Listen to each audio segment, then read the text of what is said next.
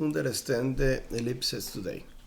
So imagine you have a string and you connected to one of the string in the focus point of the ellipse, and you put a pencil in the string. You can draw the whole points of the ellipse, right? It means that the distance from one of the focus point to the point plus the distance from this point to another focus point will be always be two times the distance of the center of the ellipse to the stream in the x-axis. Okay, so we have this formula here. We have also the distance in the y-axis, which is b. So the formula of the ellipse is x squared a squared plus y squared b squared equal to 1, right? For this exercise, we are trying to convert these formulas in from the Cartesian to the polar coordinates to make it easy to work with vectors. Okay, so let's say we have two distances here, which is distance r and distance d. Because this formula, we know that r plus d is equal to 2a. However, what happens if we take this as a vector? Let's say we have an angle here and this has another vector here, right?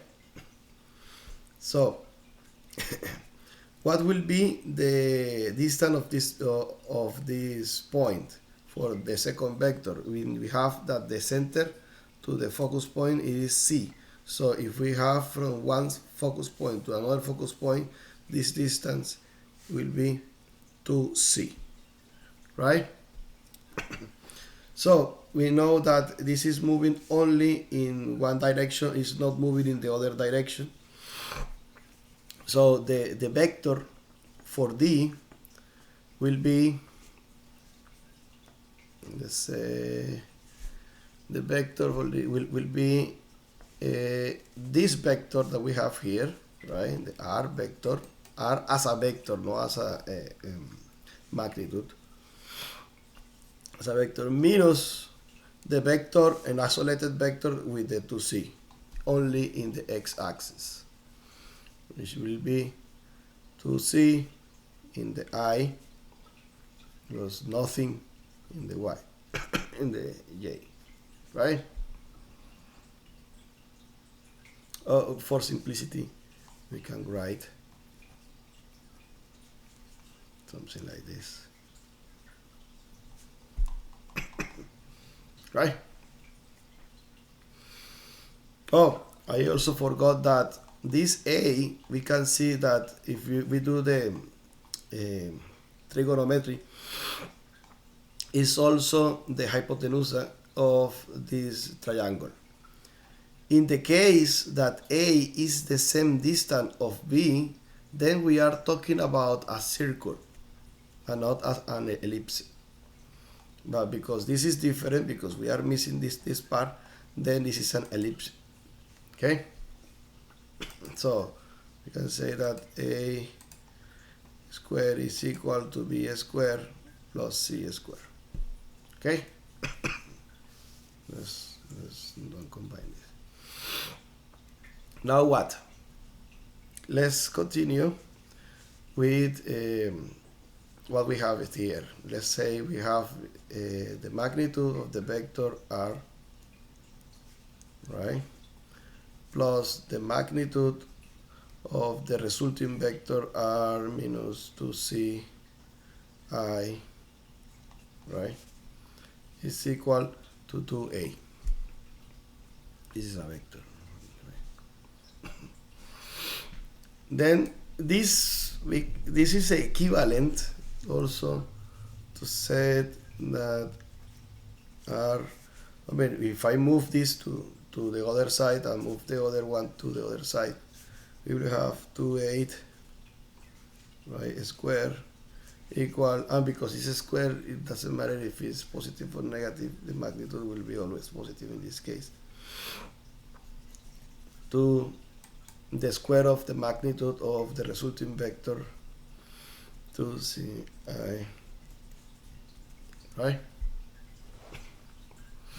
And we remember, just recall that the vector r is in polar coordinates is r cosine of theta, r sine of theta. Okay?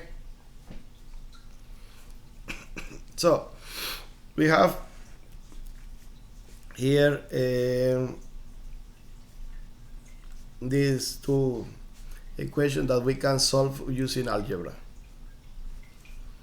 Let's try to solve this part first. So we have r2 square is the same thing that we have here, and the other side we apply the square internally to everything, and basically we break the norm here, and we will have the first square will be this part r cosine of theta minus, right, this to 2c square plus this sine r sine theta minus 0, because remember that we have 0 here, so a square. Let's write it this again here, r cosine of theta plus 2c square plus r square sine square of theta. Okay? If we see this is a perfect square binomial that we can resolve here, square r square cosine of theta square, right, 2 times the root of this is minus 4c r cosine of theta. Now the square of this will be plus 4c square plus r square sine square of theta. Okay, and we can rewrite this as r square that multiply sine square of theta plus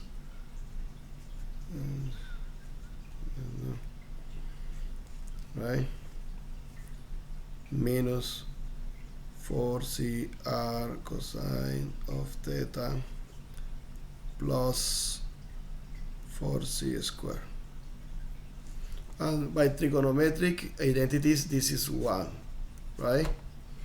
So we have r square minus 4 cr cosine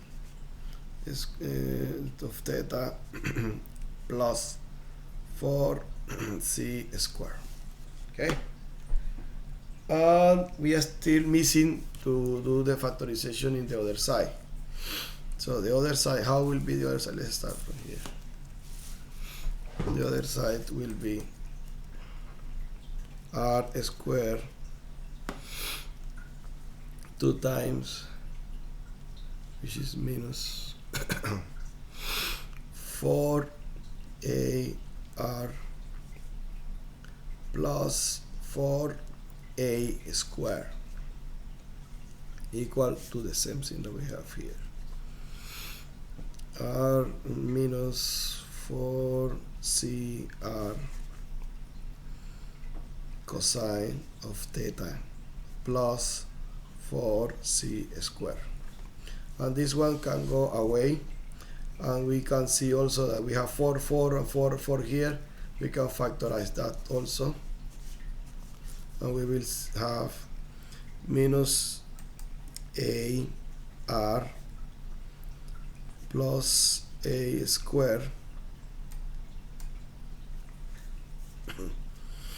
equal to minus c r cosine of theta plus c squared, right? And because what I want is to find the formula, the polar coordinate formula for this vector r, basically to identify the position of the point P, the capital P, okay? So for this, let's move everything that have the vector r to one side, right? It's not the vector r, the magnitude of the vector r. So we have minus ar plus c r cosine of theta equal to c squared minus a squared. Oh, and remember what I say here, that a squared is this. So we have something similar here. We can rewrite this as minus a plus c cosine of theta equal to minus b squared. Okay? And we can pass to the other side.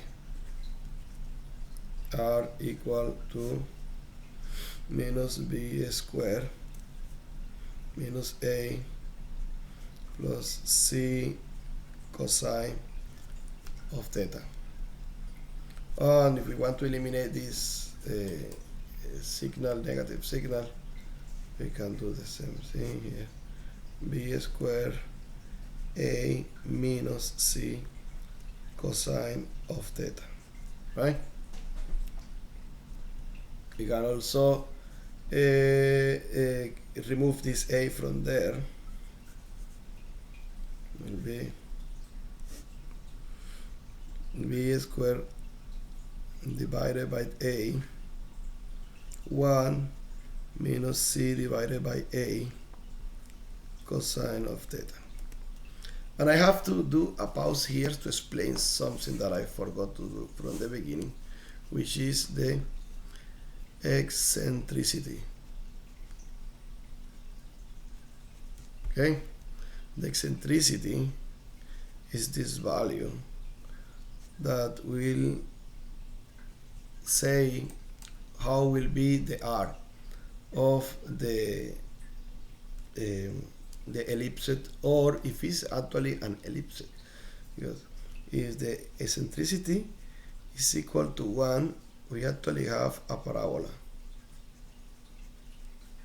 If it's less than 1, then we have an ellipse. If it's greater than 1, then we will have an hyperbola. Okay? So for this one, we can say that b squared over a is 1 minus the eccentricity cosine of theta, right? And this part, this is a constant value that we can call it lowercase p. I mean, it's just a parameter, okay? It's just a number, a parameter in this case. So my vector r will point to the any point in the ellipse by the parameter over 1 minus the eccentricity cosine of theta. Notice that in this case, this minus is coming also because I am taking the assumption that we are starting from here as a 0 and expanding to the right, to the positive. If we do the other way, we will have a different signal. If we do in one side of the y-axis or the other side, we will have changes in this signal. But the formula as it is the same. Thank you.